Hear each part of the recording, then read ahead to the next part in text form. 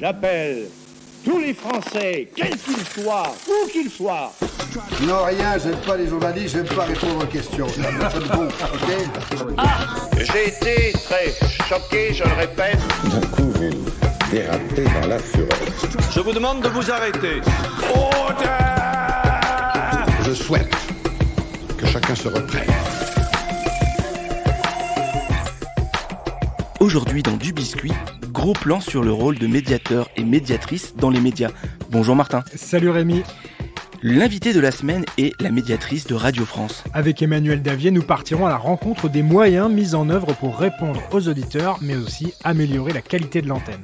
La séquence médiatique de la semaine nous entraînera sur les réseaux sociaux. Avec le hashtag Allo Place Beauvau, David Dufresne a réveillé la profession et les consciences en mettant sur la toile et sur la table le sujet des violences policières. Et pour terminer cet épisode, nous regarderons du côté de la PQR et du groupe Centre France qui propose des innovations pour traiter des élections municipales. Quand j'ai commencé les signalements, moi je me suis appuyé sur le rapport donc de ce grand gauchiste Jacques Toubon, défenseur des droits, décembre 2017, dont aucun député ne s'est saisi, pas plus évidemment de la majorité que de l'opposition. Il a fallu à ces députés 11 mois pour se dire tiens, on nous a donné un rapport. Et dans ce rapport, tout est dit. Vous avez 8 recommandations, tout y est. Le LBD, l'EGLI F4, l'encagement, ou la NAS, qui ne correspond à rien juridiquement ni policièrement, hein, qui est constamment utilisé. Bon. Donc, c'est ça, c'est de dire on est dans un état de droit. L'état de droit, c'est pas la loi du talion, c'est pas parce que quelqu'un casse qu'il doit se perdre un œil, ça marche pas comme ça. Et par ailleurs, ensuite, quand on analyse les mutilés, les blessés, les gardes à vue, etc., on voit bien que ça s'abat de manière totalement aveugle. Alors avec le hashtag Place Beauvau, le journaliste David Dufresne a mis en lumière un sujet primordial qui n'était que peu traité jusqu'à présent.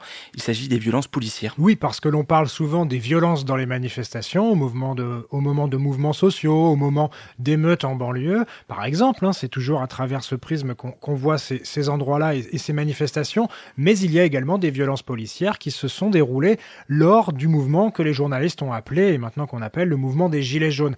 Et David Dufresne, il n'a pas forcément enquêté de longs mois pour aller découvrir ce qui se passait dans les cortèges. Non, il a simplement pris des informations qui étaient disponibles sur les réseaux sociaux et il a fait son travail de journaliste en croisant les sources, en essayant de les vérifier, en appuyant à chaque fois chaque dire sur un élément tangible, en essayant de faire son enquête sur les réseaux sociaux. Et c'est ça qui était le plus décourageant, hein, c'est que tout était disponible mais que personne avant lui ne l'avait fait. Et est-ce qu'on peut apporter des explications à cela ?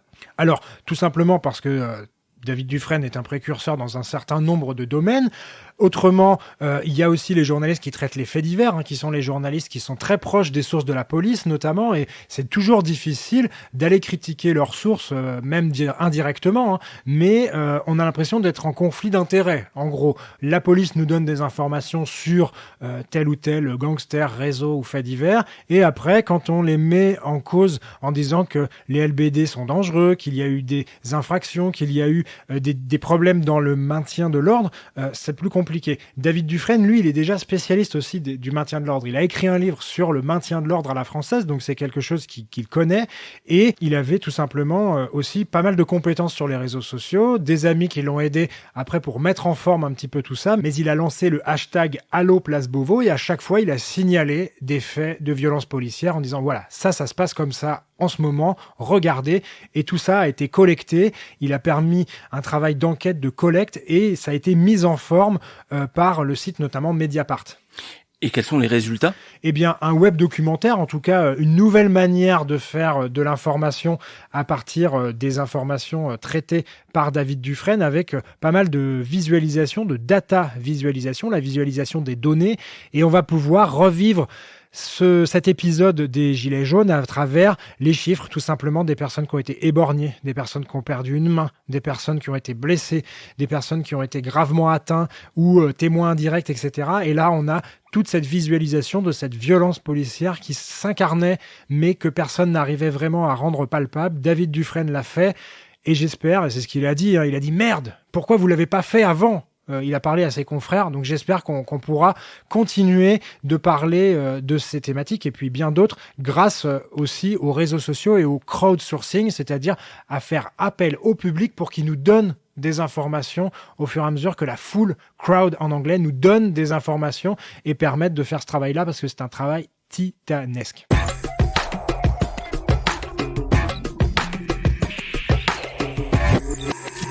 Aujourd'hui, Dubiscuit va à la rencontre de la médiatrice de Radio France. Emmanuelle Davier, journaliste et médiatrice du groupe de Radio Publique depuis 2018, nous parle de son rôle de médiatrice. À Radio France, le rôle de la médiatrice, c'est vraiment de renforcer le lien de confiance avec le public, tout en intensifiant le dialogue entre les chaînes et leurs auditeurs.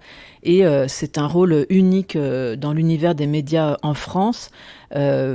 Étant donné le taux de réactivité, de courriels que l'on reçoit et d'échanges que l'on entretient avec nos publics. Et donc, le leitmotiv que j'ai, c'est vraiment écouter et répondre sans faillir, si tant est que l'on puisse le faire, mais en tout cas d'être ultra réactif. C'est vrai qu'on est la seule instance à Radio France qui offre aux auditeurs un accès direct aux journalistes, aux directeurs et aux producteurs des différentes antennes. Et c'est un service qui est complètement à part puisque on est chargé en fait de faire beaucoup de pédagogie et d'expliquer les lignes et les partis pris éditoriaux de nos antennes. Une grosse partie de ce travail, c'est la réception des messages des auditeurs et les réponses que la médiatrice et ses 2 collaboratrices apportent. En moyenne, nous recevons 800 à 900 courriels chaque jour, ce qui est tout à fait considérable. Ça concerne tous les sujets. Ça peut concerner un reportage entendu, un invité qui a déplu, une émission dont la tonalité ne reflète pas exactement ce à quoi aspireraient les auditeurs. Ça peut concerner une chronique humoristique, un choix musical. C'est vraiment très très varié. Moi, mon rôle, c'est de synthétiser les tendances qui se dégagent et de les transmettre ensuite aux rédactions et aux responsables des chaînes. Et en réalité, ce sont des missions qui n'ont cessé de s'étoffer depuis la création de ce poste de médiateur des antennes en 2002.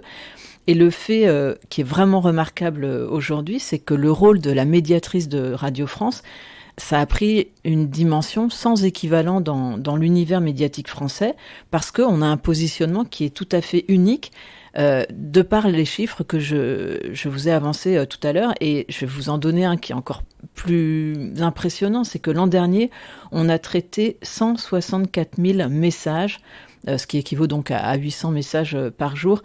Je vais vous donner simplement un élément de comparaison. Le médiateur de France Télévisions, avec qui j'avais échangé l'an dernier, me disait que ce que lui reçoit en une année, c'est ce que moi je reçois en un mois.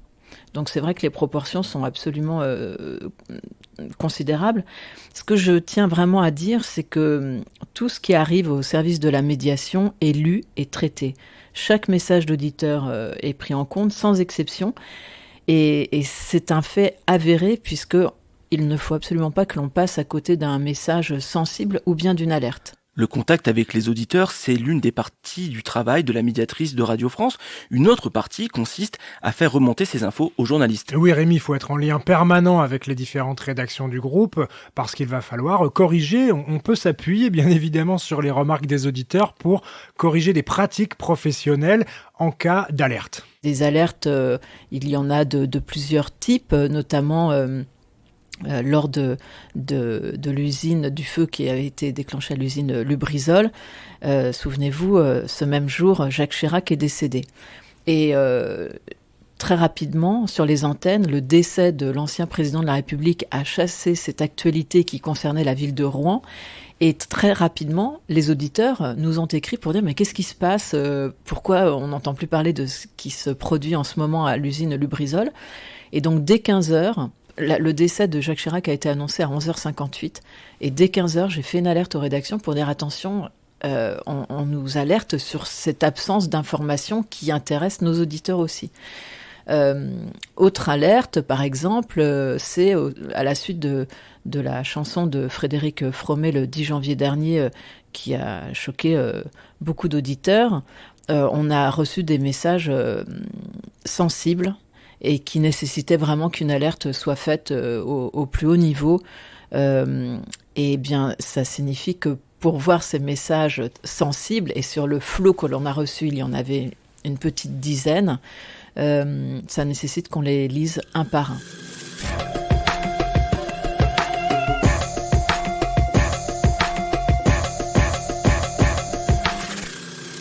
Une fois les sujets identifiés et les préconisations étudiées, Emmanuelle Davier contacte directement les rédactions et les journalistes pour améliorer la qualité d'antenne.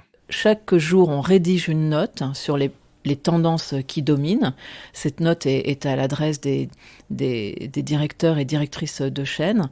Et également, on publie sur le site de la médiatrice. Alors, je ne parle pas de moi à la troisième personne, mais il s'appelle comme ça, c'est le site de la médiatrice. On publie régulièrement, quotidiennement, des messages sur ce qui domine dans les remarques des auditeurs. Et puis, évidemment, on répond en ligne à certains d'entre eux, pas à tous, malheureusement, parce que ça, c'est impossible. Parfois, je juge nécessaire de contacter directement au téléphone des auditeurs, quand j'estime que le mail est suffisamment éloquent ou qui nécessite une attention particulière. La dernière fois que je l'ai fait, c'était hier. Au sujet, c'est un médecin qui m'écrit, qui me dit qu'il a été très choqué de l'emploi du mot schizophrène dans la bouche d'un journaliste, ce journaliste souhaitant expliquer qu'il avait entre guillemets deux personnalités, lui en tant que citoyen et lui en tant que journaliste. Et j'avais mis en garde d'ailleurs avant qu'on prenne l'antenne ce journaliste de ne pas employer ce mot, lui disant que j'allais probablement recevoir des messages d'auditeurs, ce qui n'a pas raté, puisque les auditeurs ne supportent pas qu'on emploie le mot schizophrène ou autiste pour décrire des comportements lambda.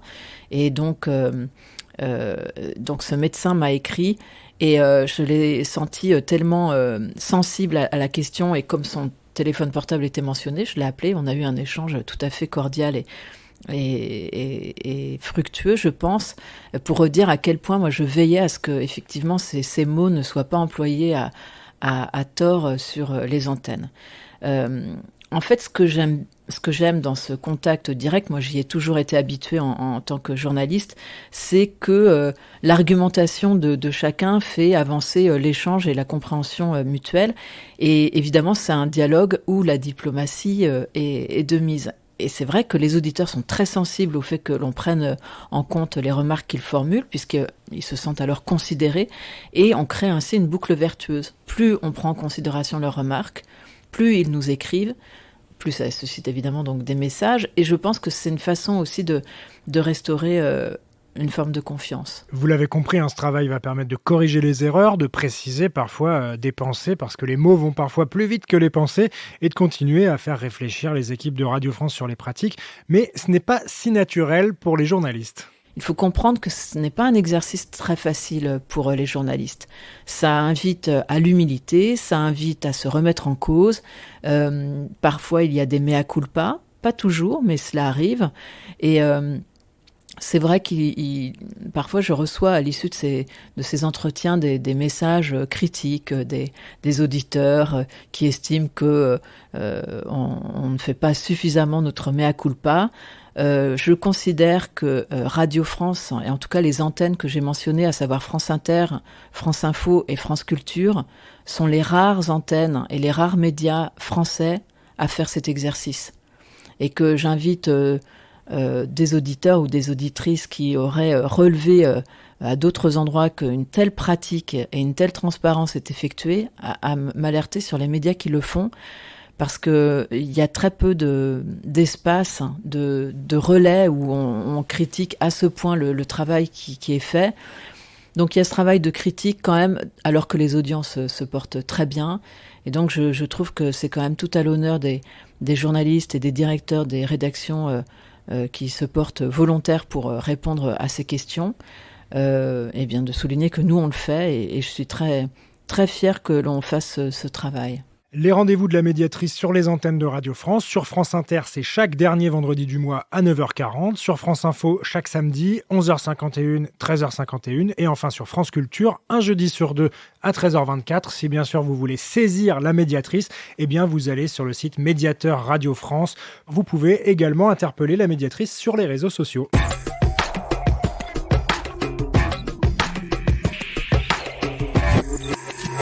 Et nous terminons ce nouvel épisode du Biscuit en regardant quelques initiatives du groupe Centre France pour traiter des élections municipales. Oui, les élections municipales, c'est le grand moment pour la presse locale, les médias locaux comme le réseau des France Bleu, comme la PQR, la presse quotidienne régionale ou de nombreux autres médias. Et c'est peut-être grâce à ces élections qu'on va pouvoir enrayer la chute de la vente des journaux, parce que la presse quotidienne régionale ne se porte pas très bien. Et c'est pour ça qu'elle va innover, la presse quotidienne régionale. Et pour innover, justement, le groupe Centre France a mis en place plusieurs choses cette année. Oui, il y a plusieurs innovations qui ont été créées au sein du Lab Centre France. Le groupe Centre France, c'est plusieurs quotidiens. Déjà, on peut le rappeler, La Montagne, l'Écho républicain, le Journal du Centre, le Populaire du Centre, la République du Centre, le Berry républicain, Lyon républicaine. Vous voyez, en PQR, en presse quotidienne régionale, des grands groupes sont constitués et ça peut parfois poser des problèmes parce que il y a parfois la même une qui se retrouve dans différentes régions, des pages qui sont des pages d'actualité nationale qui vont être faites à Clermont-Ferrand pour le groupe Centre France, mais qui vont irriguer tous les titres de la PQR, en tout cas tous les titres du groupe. Il y a des innovations, c'est d'abord un chatbot qui s'appelle Bonjour Marianne. Là, c'est sur Facebook Messenger. On peut poser des questions à un robot qui va nous répondre. Mais alors que sur les élections, Rémi, je te vois déjà lui poser des questions pour connaître les numéros du loto. Mais non, c'est que sur les élections, le robot vous répond. Alors ça, c'est monté avec une société qui s'appelle Newspaper, une agence spécialisée dans la création de ce type de robot. Ils ont également, du côté du groupe Centre France, réalisé une newsletter. C'est quelque chose qui revient à la mode. Là, elle est gratuite, tout le monde peut s'y abonner, mais il y a de plus en plus de newsletters payantes qui vont être anglais vraiment sur un seul sujet assez précis. Et puis, il y a d'autres choses, la réalisation d'un podcast. Oui, tout le monde s'y met. Oui, Rémi, il n'y a pas que du biscuit, mais chacun peut faire des podcasts pour nous parler des maires et des mairies. Ça s'appelle Vue sur Mer avec Sud-Ouest, donc le journal Sud-Ouest qui s'est regroupé là-dessus. Et puis, autre chose très intéressante proposée, pas forcément que pour les élections municipales par le groupe Centre France, c'est la réalisation d'un collectif de données et d'un collectif de journalistes qui travaillent en local. Et ça a permis, par exemple, une grande enquête sur les hôpitaux, enquête qui a été publiée dans différents titres du groupe Centre France, bien sûr, mais aussi d'autres journaux, d'autres groupes de journaux qui appartiennent à ce collectif data local qui ont été montés, entre autres, avec La Montagne. Donc ces initiatives sont à suivre, mais il y en a bien d'autres pour traiter les élections municipales ou pour tenter de revendre un petit peu plus d'exemplaires de la presse papier. Merci Martin, c'est la fin de cet épisode du Biscuit. Alors on vous rappelle que vous pouvez le retrouver ainsi que tous les autres sur le site lechantier.radio. Et Martin, on se dit à très vite prochaine pour un nouvel épisode du Biscuit. Salut Rémi. Vous pouvez retrouver du Biscuit sur le site lechantier.radio et sur Instagram. N'hésitez pas à liker, partager et à nous attribuer plein d'étoiles sur Apple Podcast. Avant de vous quitter, je vous souhaite bonne chance à chacune et à chacun d'entre vous. Au revoir.